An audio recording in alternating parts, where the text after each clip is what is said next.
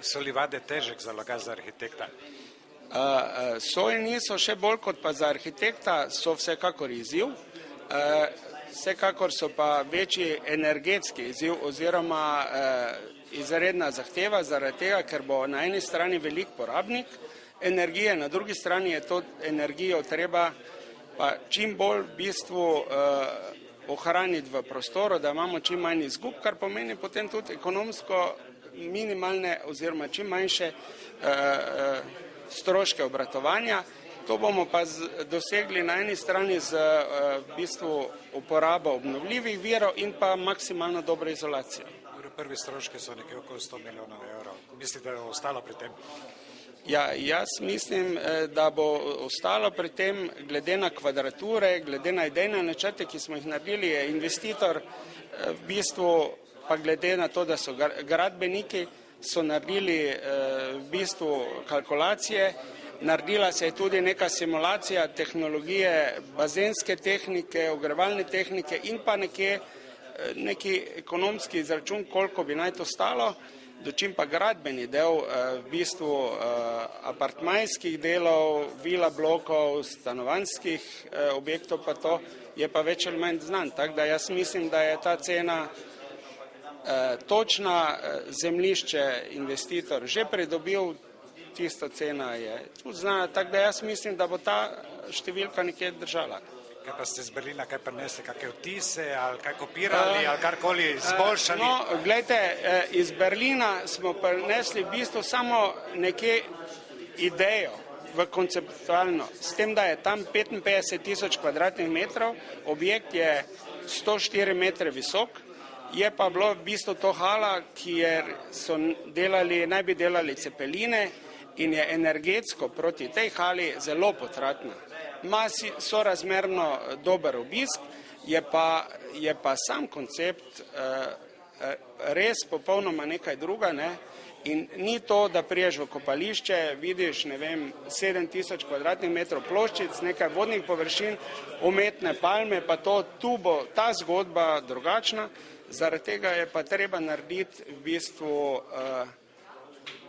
eno bioklimo, ki upošteva in potem omogoča tropsko rastlinje, hkrati pa je treba tudi vodo čistiti na zadnjih tehnoloških v bistvu spoznanjih, zaradi tega, ker pod klorirano vodo tropsko rastlinje ne more uspevati. Je to izziv za MIK?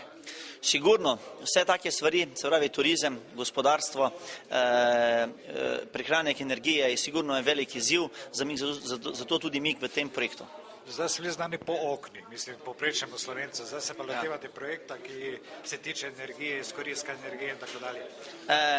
Res je, sam sem arhitekt, nepremičninski posli oziroma kot vsi arhitekti radi ustvarjamo, radi gradimo, to ni naš prvi izziv, res da je največji, ampak naše podjetje ni znano samo pod izdelovanju oken, ampak predvsem pri načrtovanju, pri možnosti, kako se čim bolj izkoristi energija oziroma da se izgube čim manjše, saj vemo, da objekt izgublja 80 do 85% preko oken in stika, bom rekel, stene zid, zato so vsi ti nasveti, kako naj bo okno zastekljeno, kako naj bo senčeno, kakšne sisteme naj uporabljamo, tako primirni in tukaj je MIK vodilno podjetje v Sloveniji in vse te izkušnje, ki smo jih dosegli. Mi smo tudi pred kratkim naredili turistično naselje 25.000 kvadratnih metrov v Albaniji, ustvarjali smo svoje apartmaje na otoku Anguilla, Karibih, tja poslali že preko 54 kontejnerjev, bom rekel, oken in vse te izkušnje nagajajo, da imamo nekaj izkušenj, mogoče širša slovenska javnost ne vidi,